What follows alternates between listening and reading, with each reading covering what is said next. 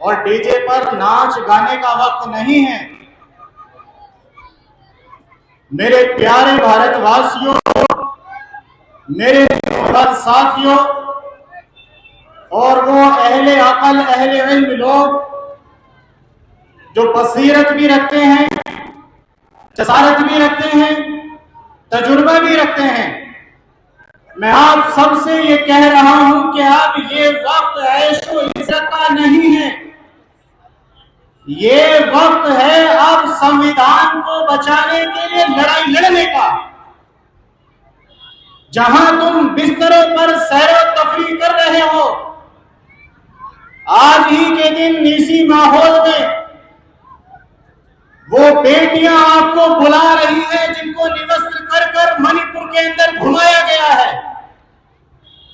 आज वो दलित बेटियां इस उम्मीद के साथ इस मुल्क के नौजवानों की तरफ आंखें लगाए बैठी हैं कि कुछ बहादुर उठे खड़े हो, संविधान को हाथ में पकड़े और अपनी जवानी का जवामर्दी का सबूत दें।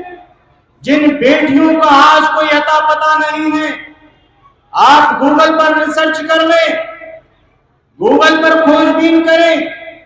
जो लोग सोशल मीडिया से जुड़े हुए हैं वो जानते होंगे, एक रिपोर्टर ने इसका हवाला दिया कि 2019 से 2021 तक 3 लाख लड़कियां ऐसी हैं जिनका भारत में कोई पता नहीं उनके साथ क्या हुआ, वो जिंदा है या मार दी गई, उनके साथ क्या घटना घटी है। उनकी माएं आज आपको आवाज दे रही है कि आप उठे और संविधान को सीने से लगाए और उनकी लड़ाई लड़ें। वो तरस रही है अपनी बेटियों को देखने के लिए। वो राजस्थान की दलित बेटी जिसको बाजार में निवस्त्र करके घुमाया गया, वो इंसाफ के लिए आपकी तरफ आंखें लगाए बैठी है। क्या उठे उनकी लड़ाई लड़ें। वो तमाम मुस्लिम बहनें जिनको त्रिपुरा के अंदर जुल्म तशद्दुद का शिकार किया गया, वो तमाम मुस्लिम बेटियां जिनको हल्द्वानी के अंदर जुल्म तशद्दुद का शिकार किया गया, वो तमाम इस देश की बेटियां जो मुजफ्फरनगर में जिनकी इज्जतें लूटी गई, आज भी वो इंसाफ के लिए लड़ रही हैं, आज भी वो इंसाफ की मुंतजिर हैं, आज भी वो अपने घरों से बाहर आपके किराने के आसपास ही झुग्गी और झोपड़ियों के अंदर रह रहे हैं। ये वक्त अब खामोशी के साथ बैठने का नहीं है। जिस वक्त के अंदर कुछ आतंकी, कुछ फरका परस्त, कुछ लोग जंतर मंतर पर संविधान को फाड़कर आग के हवाले करते हैं और अपनी गंदी जहानत का सबूत देते हैं, ये वक्त है उनके चेहरों से झूठी देशभक्ति के नकाब को नोचकर फेंक देने का। और बताओ इस मुल्क को कि ये जो लोग आज देशभक्ति का ढिंढोरा पीट रहे हैं, असल में इस देश को तबाह करने वाले लोग यही हैं। इसलिए इन आतंकियों से, इन फरका परस्तों से जो हमारे बीच दलित वर्सेस मुस्लिम की खाई को खोद रहे हैं, मुस्लिम वर्सेस हिंदू की खाई को खोद रहे हैं, उस खाई को पाट कर उनको बताने का वक्त है, उनसे लड़ने का वक्त है कि तुम कल भी झूठे थे जब इस देश को अंग्रेजों के चंगुल से छुड़ाया जा रहा था, जब यहाँ हिंदू, मुस्लिम, सिख, ईसाई, दलित हर पिछड़ा तबका कंधे से कंधा मिलाकर इस मुल्क की आजादी की लड़ाई लड़ रहा था। उस वक्त भी तुम इस देश को टुकड़े टुकड़े करना चाहते थे। आज भी तुम इस देश को नफरत की बुनियाद पर, जात और बिरादरी की बुनियाद पर, हिंदू और मुस्लिम के फिरके की बुनियाद पर इस देश के टुकड़े टुकड़े करना चाहते हो।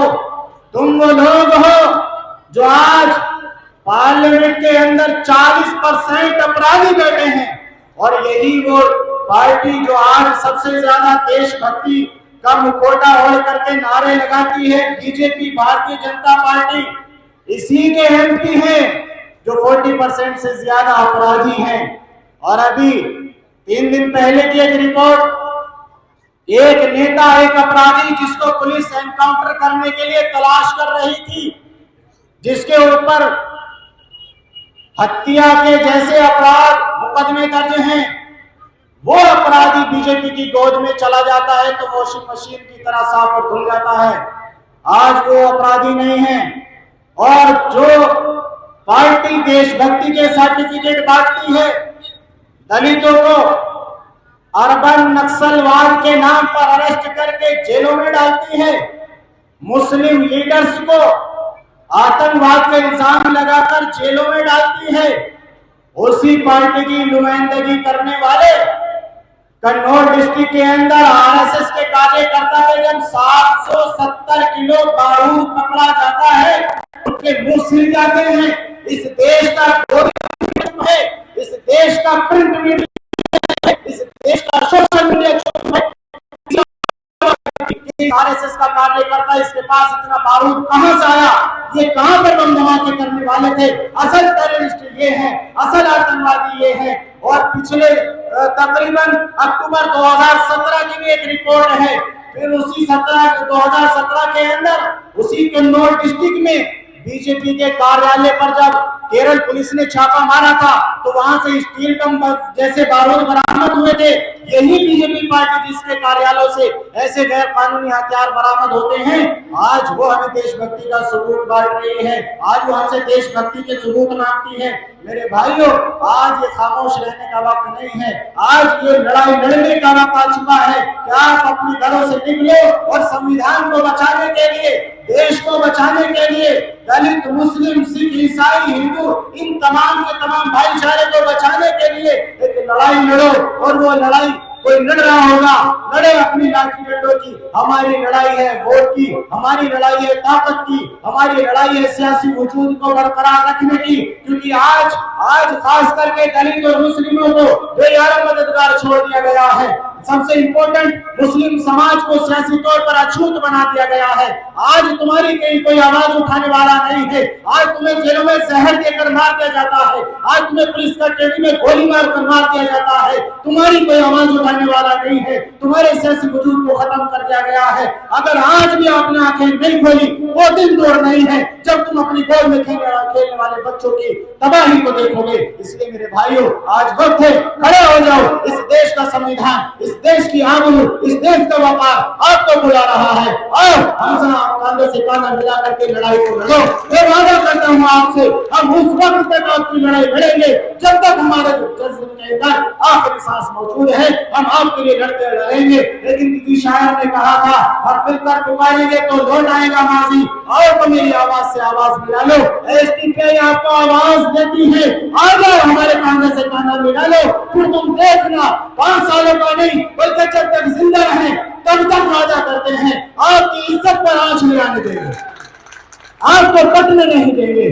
मैं अपनी बात को एक शेर के साथ खत्म करूंगा कि मालूम न था ऐसा करेगा तू, मालूम न था ऐसा करेगा तू, रहबर बना तो देश का सौदा करेगा तू। सर से बांध कर कफन मैदान में आ गए हैं हम, सर से बांध कर कफन मैदान में आ गए एसटीपीआई।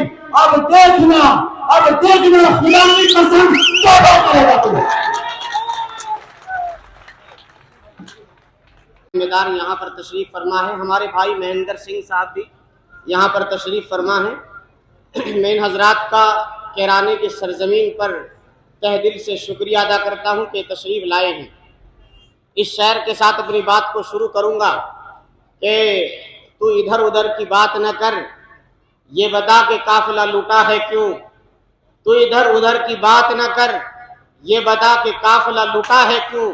मुझे रहजनों से गिला नहीं, तेरी रहबरी का सवाल है। आज मुल्क में दोनों तरफ नफरतों की राजनीति चल रही है। समाजवादी भी वही राजनीति कर रही है और बीजेपी भी वही राजनीति कर रही है। एक तरफ तो बीजेपी पूरे मुल्क में नफरत ही नफरत फैला रही है, सिर्फ और सिर्फ जुमलों की राजनीति कर रही है। उनके बड़े जिम्मेदार से जब पूछा जाता है कि आपने 15 लाख रुपए देने का लोगों को वादा किया था, कहाँ है? वो कहते हैं कि सब लोगों को पता है कि वो सिर्फ बात करने तक महदूद होता है, दिया लिया कुछ नहीं जाता। इधर सिर्फ और सिर्फ वो जुमला बाजी होती है।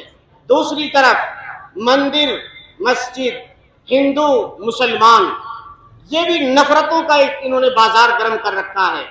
दूसरी तरफ समाजवादी के लोग खासतौर से जब भी इलेक्शन आता है वो भी जनता को डराने का काम करते हैं। वो भी ये कहते हैं कि जी देखिए बीजेपी को रोकना है, बीजेपी को रोकना है। मैं पूछना चाहता हूं कि उत्तर प्रदेश में खासतौर से 2013 से पहले बीजेपी नहीं थी। दंगा आया, मुजफ्फरनगर जला, तो खासतौर से उत्तर प्रदेश में बीजेपी सरकार आई है। मैं पूछना चाहता हूं उत्तर प्रदेश में बीजेपी सरकार को लाने का काम किसने किया है? सीधी सी बात है, इस उत्तर प्रदेश में जहां मुसलमान जल रहा था और वो समाजवादी का नेता जो उस वक्त में सत्ता में बैठा हुआ मुसलमानों का खिलवाड़ देख रहा था, मुसलमानों को स्क्रीन पर जलता हुआ देख रहा था, वो इंतजाम नहीं कर सका। क्यों? उसको पता था कि जितना मुसलमान चलेगा उतना ही मुसलमान समाजवादी की तरफ ज्यादा तेजी के साथ चलेगा। मेरे भाइयों, 2013 के बाद इस मुल्क में उत्तर प्रदेश में खासतौर से बीजेपी सरकार आई है। लाने का काम किसने किया? समाजवादी सरकार ने किया है।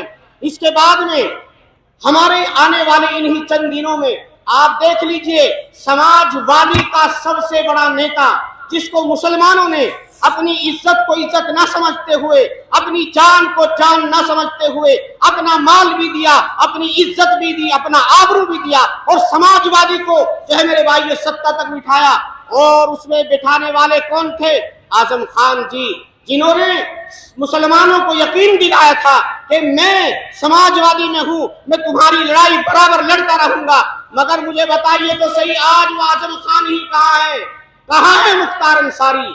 मेरे भाइयों, कहाँ अतीकुर रहमान, कहाँ इरफान सोलंकी, कहाँ इकबाल कुरैशी, याकूब कुरैशी, कहाँ इकबाल एमएलसी? ये सारे के सारे नेता किसकी सरकार में लुटे हैं और कौन इनका रहबर है, कौन इनका जिम्मेदार है?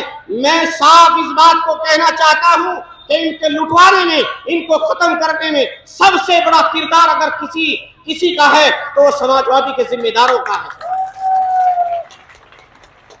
आज तक किसी ने एक मर्तबा रोडों पर आकर के आजम खान के लिए एक मर्तबा आवाज नहीं उठाई है। आज जो है आजम खान का पोस्टर उनके बैनरों से खत्म किया जा रहा है। क्या देना चाहते हैं? देना ये चाहते हैं कि चूंकि आजम खान का कद इतना बड़ा हो चुका था, वो मुसलमानों की नहीं बल्कि वो हर समाज की आवाज उठा रहा था।